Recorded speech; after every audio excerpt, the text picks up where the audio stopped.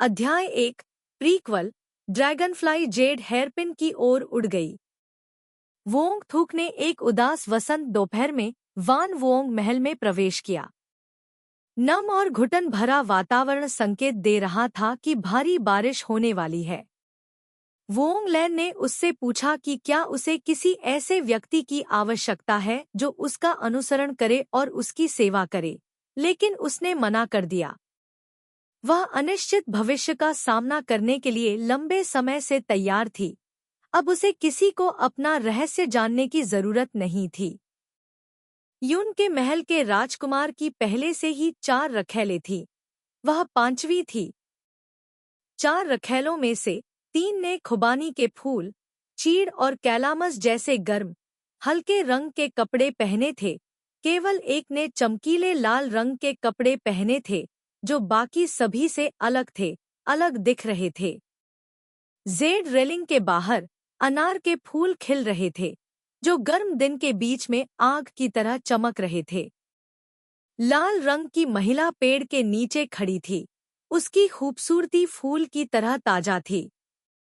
Wong थूक ने उन्हें सलाम किया और मन ही मन सोचा कि वह क्वच हुआन ही होगी। क्वच हुआन ट्रुओंग एन की एक प्रसिद्ध सुंदरी, आकर्षक दिखने वाली 20 की उम्र में वह उपपत्नी थी जिसने सबसे लंबे समय तक वान के राजा की सेवा की थी।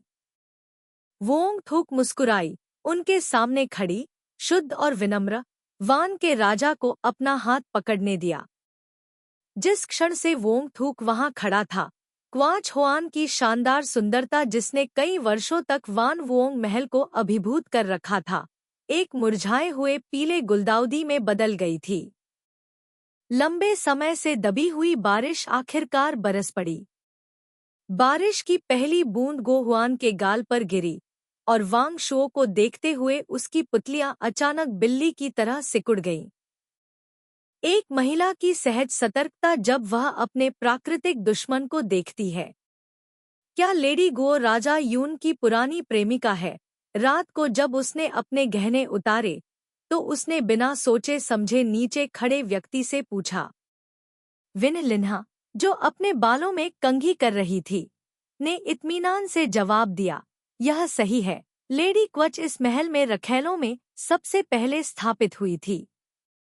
इसके अलावा बचपन से ही महल में यूं के राजा के साथ बड़ा हुआ। राजा के महल छोड़ने के बाद लेडी गो भी पीछे चली गई। अब तक भावनाएं बहुत गहरी हैं। मेरी बड़ी बहन। जब राजकुमारी कंसोर्ट की पहली शादी हुई तो मैंने सुना कि वह भी यहाँ थी। वांग शो ने अपने बाल नीचे किए और उठकर बाहर आंगन में चली गई, आंगन में छोटी सी झील की ओर देखते हुए। योंगलिंग ने सिर हिलाया, यह सही है। राजकुमार मैडम को बहुत महत्व देता है, इसलिए उसने उसे यहाँ रखा है। बाकी सभी से एक स्तर ऊपर उसने अपना सिर थोड़ा झुकाया, स्वप्निल रूप से बहते पानी को देखा और धीरे से उत्तर दिया, मेरी हिम्मत कैसे हुई? आखिरकार मैं ही बाद में आई हूँ। मैं केवल अस्थायी रूप से 4 मैडम के पीछे छिपने की हिम्मत करती हूँ। यहाँ रहना मुझे शर्मिंदगी महसूस कराता है। मुझे शर्म क्यों आनी चाहिए?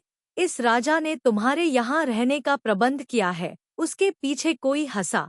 इसके अलावा जो पहले आया या आखिरी, बहुत विनम्र मत बनो, नहीं तो तुम्हें धमकाया जाएगा। वांग शो ने मुड़कर वांग युन को देखा, जल्दी से अपना सिर झुकाकर सलाम किया, अपनी आंखें नीची की और बिना जवाब दिए मुस्कुराया। वांग युन ने वांग शो का हाथ पकड़ा, उसे ध्यान से देखा, फिर फुसफुसाया, उस दिन वांग परिवार में जब मैंने तुम्हें देखा तो मुझे वास्तव में विश्वास नहीं हुआ कि दुनिया में इतनी खूबसूरत महिला भी थी। अब उसे देखकर मुझे अभी भी यकीन नहीं होता। वोंग परिवार ने उसे बहुत करीब रखा, कभी कुछ नहीं बताया। जब मैं छोटी थी तब से ही बीमार रहती थी और मुझे अपना श्रम मंदिर को बेचना पड़ता था। मैंने सोचा मुझे अपनी जवानी याद आएगी। वोंग थूक ने अपना सिर झुकाया और हल्के से मुस्कुराई। तो किस्मत ने तय कर लिया है। तुम अब तक मेरी होने का इंतजार कर रही थी। वह मुस्कुराई और उसके सीने से लग गई। चुपचाप इस आदमी के बारे में सब कुछ याद करने लगी। वान वुओंग, राजवंश का सबसे बड़ा राजकुमार, जिसकी मां निम्न कुल की थी और इसलिए उसे कोई सम्मान नहीं मिला। जब वह किशोरी थी तो उसे ग्रेट मिंग पैलेस से निकाल दिया गया था। उसका भविष्य अभी भी अज्ञात था। वह पहले भी यंगझौ में ऐसे कई लोगों से मिल चुकी थी। उसे एक सरल और कमजोर औरत चाहिए जो जीने के लिए उस पर भरोसा कर सके। तभी वह जीवन की अनगिनत निराशाओं के बीच संतुष्टि का एहसास पा सकता है। भले ही उसे किसी और का दिखावा करना पड़े, जीवन भर उससे प्यार करने का दिखावा करना पड़े, तो क्या? आखिर वह अपने सामने वाले आदमी से प्यार नहीं करती थी। यह तो बस एक बेहतर जिंदगी जीने की चाल थी। इसलिए जब उसे बिस्तर पर खींचा गया तो वह इतनी शर्मिंदा हुई कि अपना सिर भी नहीं उठा सकी। उन्हें याद आया कि जब वह छोटे थे तो उनके गुरु ने एक बार कहा था, वान जी, तुम्हारी पीपा प्रतिभा ही एकमात्र ऐसी प्रतिभा है जिसे मैंने इस जीवन में देखा है। लेकिन भले ही उनमें एक ऐसी प्राकृतिक प्रतिभा थी जो लाखों में एक थी, फिर भी उन्हें दिन रात पीपा का अभ्यास करना पड़ता था। एक पल के लिए भी आराम नहीं करना पड़ता था, क्योंकि उसने सोचा यही उसका जीवनयापन करने का तरीका है। उसे इसे संजोना चाहिए। अब उसके सामने इस आदमी को संजोने का समय आ गया था। उसकी कमीज उतर गई। उसने अपनी आंखें बंद कर लीं और अजनबी को कसकर गले लगा लिया। कोमल और आज्ञाकारी, मानो पुनर्जन्म के अवसर को संजो रही हो। पोर्च के बाहर बारिश बरस रही थी, कोमल और दूर, अंतहीन बूंदाबांदी। धुंधले बादल लटक रहे थे। उसने सपने में त्रिनकिन्हतू को देखा। अभी भी वैसा ही दिख रहा था जैसा पहली बार मिला था। उसने उसे प्रणाम किया और कहा, तुम सबसे खूबसूरत महिला हो जिसे मैंने कभी देखा है। क्या मैं तुम्हारा चित्र बना सकता हूँ? उस समय वह अभी भी घमंडी और जिद्दी थी, यह सोचकर कि कोई दूसरा आदमी उसके पास आने के लिए सुरुचिपूर्ण होने का बहाना बना रहा है। इसलिए उसने केवल उसकी ओर देखा और अपने पहने हुए एक हेयरपिन को निकाला और उसे पास की नदी में फेंक दिया और कहा, अगर तुम मेरे लिए हेयरपिन ढूंढो तो यह ठीक रहेगा।